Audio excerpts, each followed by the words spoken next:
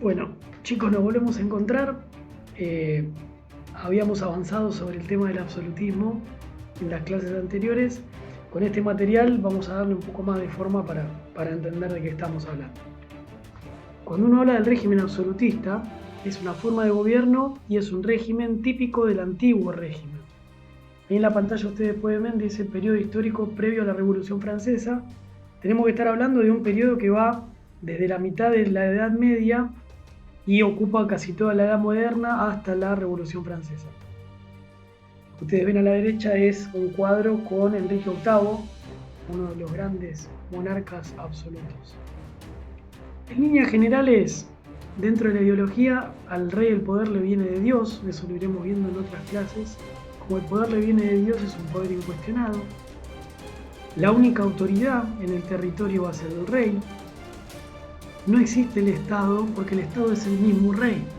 O sea, la voz cantante y la voz que autoriza y la voz que desautoriza y la voz que manda es el rey, por lo cual el Estado se pierde con el mismo rey. No hay división de poderes, estamos hablando de monarquías, todavía no llegamos a reflexiones posteriores que veremos más adelante, entonces la división de poderes recae todos los poderes sobre el rey.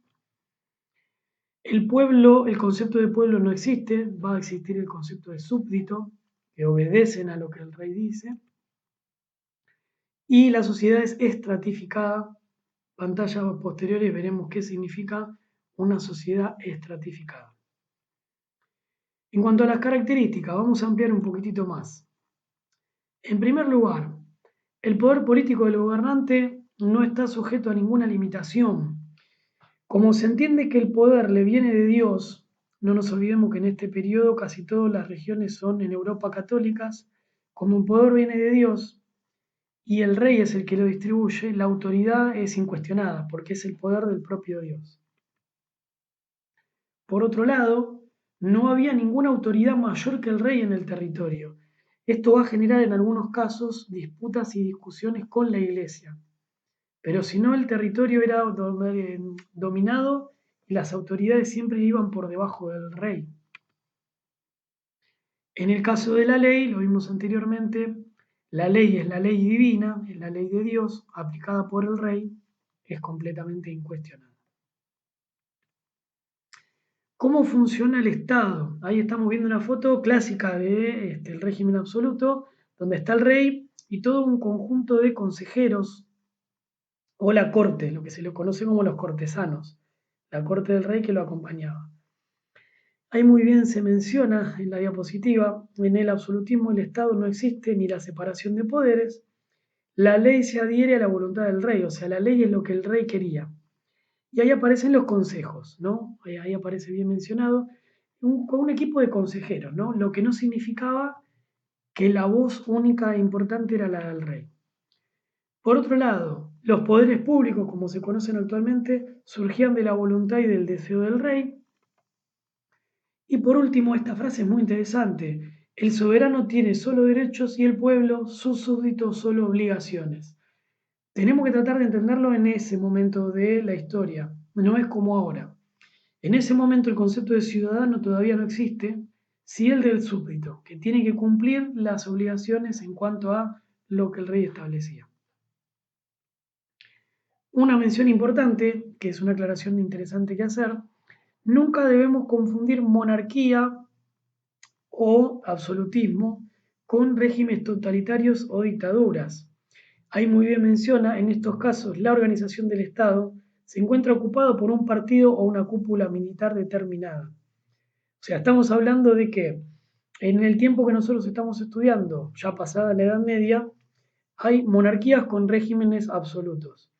Los totalitarismos y las dictaduras van a ser en otro tiempo de la historia, finales del siglo XIX, siglo XX, y no es el poder en uno, sino en un partido o en una cúpula que domina. Y ahí abajo, bueno, puse los ejemplos de las dictaduras y los totalitarismos más conocidos en España, en Italia con Mussolini y Adolfo Hitler en la Alemania nazi. Cuando hablábamos al principio de la sociedad estratificada, ahí menciona muy bien, la sociedad absolutista está fuertemente estratificada. ¿Qué significa? que está separada por estados, está separada como por escalones y son casi inamovibles los distintos estratos. Tenemos en los más importantes la nobleza y el clero. La nobleza, aristócratas y terratenientes, generalmente eran los que estaban vinculados al rey, consejeros, aliados del rey, y son los que van a tener título de nobleza o títulos nobiliarios. Son los nobles, generalmente no pagan impuestos. El clero son los que estaban formados por la iglesia. Si bien ahí aclara muy bien la clase eclesiástica, sacerdotes, monjas y demás, tenemos que entender que hay una parte del clero que no estaba dentro de la parte alta de la clase, sino que era un clero más cercano al pueblo o al llano, que es lo que vemos después. Y por último estamos hablando de la masa de trabajadores, campesinos y comerciantes, que generalmente era la mayor cantidad de la población en un territorio. Ahí en el fondo ustedes ven el dibujo de el pueblo, esta persona que está con un bastón, llevando en sus espaldas a la clase noble y al clero. Es como un reflejo de cómo se vivía la sociedad en ese momento. Un pueblo oprimido que pagaba impuestos y nobles y clero que en realidad se encargaban de disfrutar los bienes del Estado. Por eso el dibujo que hay muy bien se menciona. ¿Cómo va a ser la economía en estos tiempos que estamos estudiando? Se va a conocer con el nombre de mercantilismo. ¿Qué era el mercantilismo? Era una economía basada en la acumulación de oro y plata. No nos olvidemos que estamos en la época en donde Europa ya ocupa el territorio americano, lo coloniza, lo conquista y lo saquea, por lo cual vamos a recibir los europeos mucho acumulación de metales, oro y plata. ¿Qué van a hacer los estados europeos? Medidas proteccionistas, o sea, mucha cuestión de aplicar impuestos a todos los productos que venían de afuera, de manera que la economía crezca y la nación ocupaba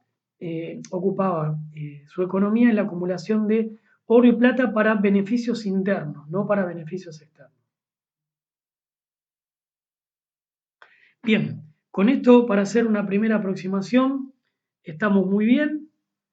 Vamos a continuar seguramente la clase que viene, pero bueno, me parecía interesante compartirles esta diapositiva para que ustedes vean cómo estamos estudiando desde el primer día de clase todos los regímenes que estuvimos viendo como absolutistas. Lo que pasa que en esta unidad recién estamos cayendo en la cuenta de eso. Bueno chicos, muchas gracias y nos seguimos viendo.